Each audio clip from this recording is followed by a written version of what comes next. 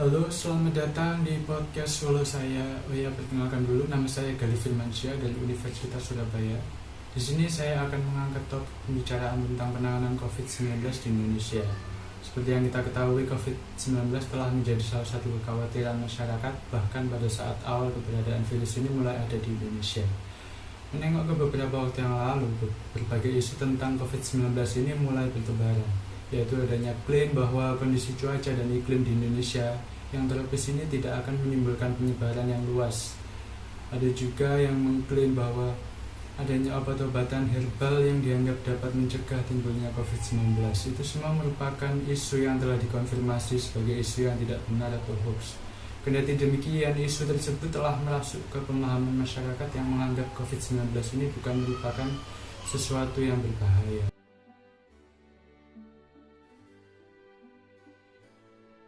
Hal ini menjadi tantangan bagi pemerintah untuk mengatur kondisi di masyarakat ke depannya.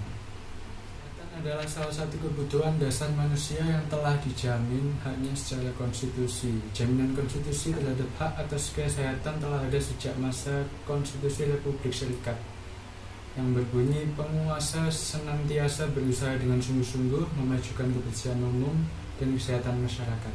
Setelah bentuk negara serikat kembali ke bentuk negara kesatuan dan berlakunya Undang-Undang Dasar sementara, ketentuan pasal 40 Konstitusi Republik Indonesia Serikat diadopsi ke dalam pasal 42 Undang-Undang Dasar sementara.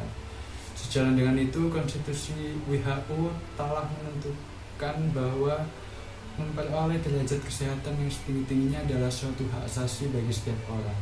Pada tahun 2000, melalui perubahan kedua Undang-Undang Dasar 1945, kesehatan ditegaskan sebagai bagian dari hak asasi manusia.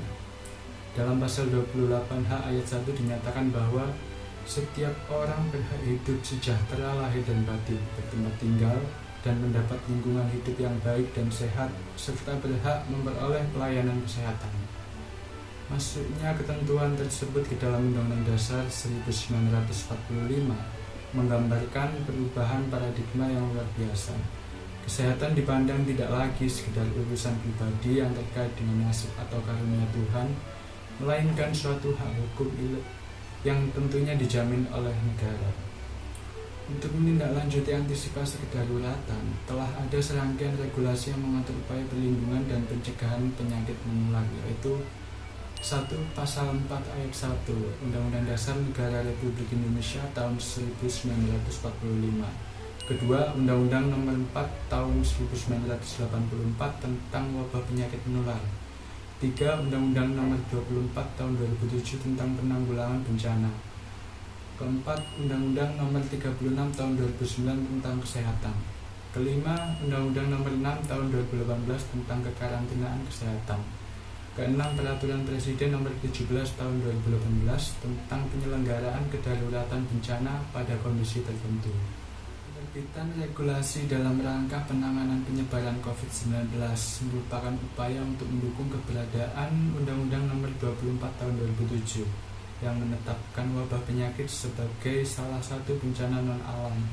Atas regulasi tersebut, saya melakukan pengamatan pada lingkungan terdekat saya, dan beberapa upaya yang saat ini dilakukan adalah: 1. Kebijakan social distancing atau physical distancing. Berlakunya social distancing dinilai sangat efektif dalam menghambat penyebaran virus, di mana dengan mencegah orang sakit melakukan kontak dengan orang yang sehat untuk mencegah penularan.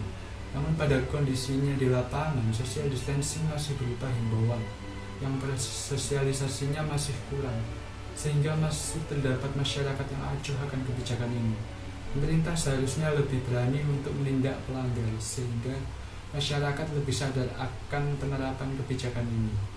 Kedua adalah kebijakan wajib memakai masker. Selain mengeluarkan kebijakan social distancing, pemerintah juga mengeluarkan kebijakan wajib memakai masker pada saat berada di tempat umum. Seperti yang kita ketahui, COVID-19 dapat menyebar melalui droplet yang keluar pada saat kita bersin atau batuk. Maka dari itu dikeluarkanlah kebijakan ini. Masker dinilai dapat menjadi pelindung diri bagi masing-masing pribadi, sehingga pada saat terpaksa melakukan aktivitas di tempat umum, masker dapat mengurangi resiko menyebarkan virus maupun terpapar sebaran COVID-19. Ketiga adalah kebijakan menyediakan alat kebersihan. Kebijakan menyediakan alat kebersihan dapat berupa alat untuk mencuci tangan maupun menyediakan hand sanitizer. Dikeluarkannya kebijakan ini tidak serta-merta tanpa sebab.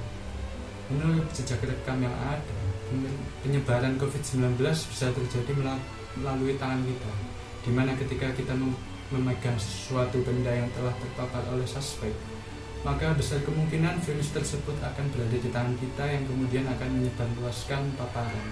Maka dari itu, mencuci tangan sesering mungkin adalah salah satu tindakan yang dihimbau oleh pemerintah untuk mengurangi penyebaran COVID-19. Demikian penjelasan dari saya mengenai penanganan COVID-19 ini. Kita berharap wabah penyakit ini segera mereda dan roda kehidupan kembali normal seperti sedia kala. Patuhi protokol kesehatan selalu. Sekian dan terima kasih.